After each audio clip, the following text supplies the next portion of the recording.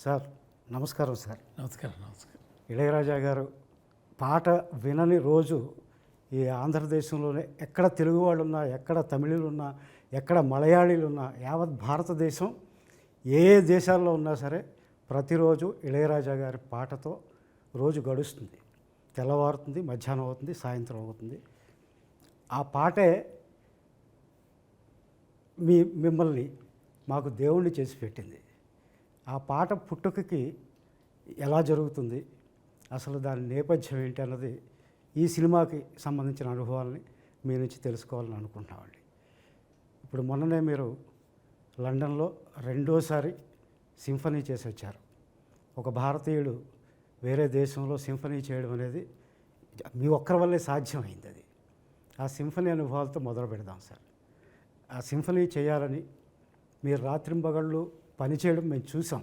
ఆ సినిమా కోసం మీ దగ్గరికి వచ్చినప్పుడు మీరు నోట్స్ ఎలా రాసుకుంటారో, ఎంత క్రమశిక్షణతో ఉంటారో, ఆ సింఫనీ ఆలోచన ఎలా పుట్టింది సార్? సింఫనీ గురించి ఫస్ట్ అందరికీ నమస్కారాలు. సింఫనీ గురించి you cannot explain symphony, but experience, you must experience symphony. అది ఇప్పుడు ఒక కొత్త పాట ఏదో చేశానో, ఏదో రిలీజ్ అయింది, వింటున్నారు. ఆ పాట మీకు ముందే తెలుసా, అప్పుడే వింటున్నారా? అప్పుడే వింటాం. అదేలాగానే సింఫనీ మాకు తెలియదు. ఆ పాట మాత్రం తెలుసా, రిలీజ్ అవడానికి ముందు ఆ పాట తెలుసా? జనానికి ఎవరికి తెలీదు. అది విన్నారు, అంతర అలవాటు అయిపోయింది, ఆ పాట వినాలా అని చెప్తున్నారు. అదేలాగా ఇప్పుడు సింఫనీ అంటే ఏంటండి అనేది బదులు అది హనీ అంటే ఏంటండి అంటే అది టేస్ట్ అని మనం మాటల్లో చెప్పగలమా? కుదరదు. అదేలాగా ఇది వినాల, వస్తుంది, రిలీజ్ అయినప్పుడు మీరు డౌన్లోడ్ చేయకుండా అది అందరూ వాంచున్నప్పుడు వినాలి. అదే ఎక్స్పీరియన్స్. జనాలకి చెప్పేది, జనాలకి నేను ఇవ్వడం ఏమి ఇవ్వాలా?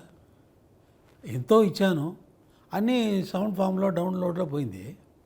అదే వింటున్నారు, అదే బాగుందని అంటున్నారు.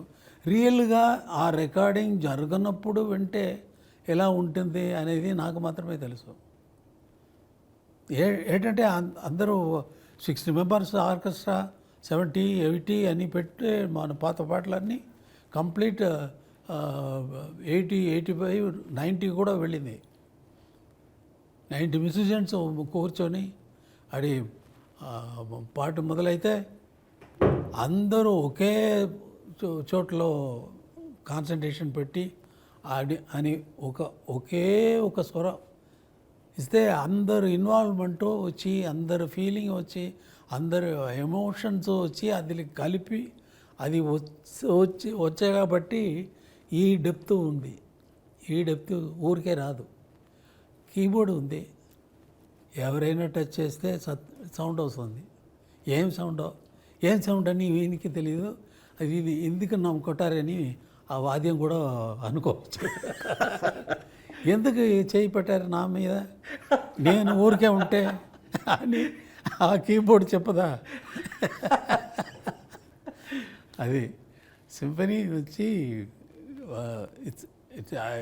Time will come to make the people to hear that and experience that pure energy. అసలు సింఫనీ చేయాలన్న ఆలోచన ఎలా వచ్చిందండి? మ్యూజిక్ చేసిన వాళ్ళకు చేయాలని ఎలా రాకూడదా అంటే ఆలోచన మీకు వచ్చే ఇన్నర్ మీనింగ్ అది. ఎందుకు ఇది వచ్చింది వరాకుడితే అన్నట్టుగా అసలు కాదండి.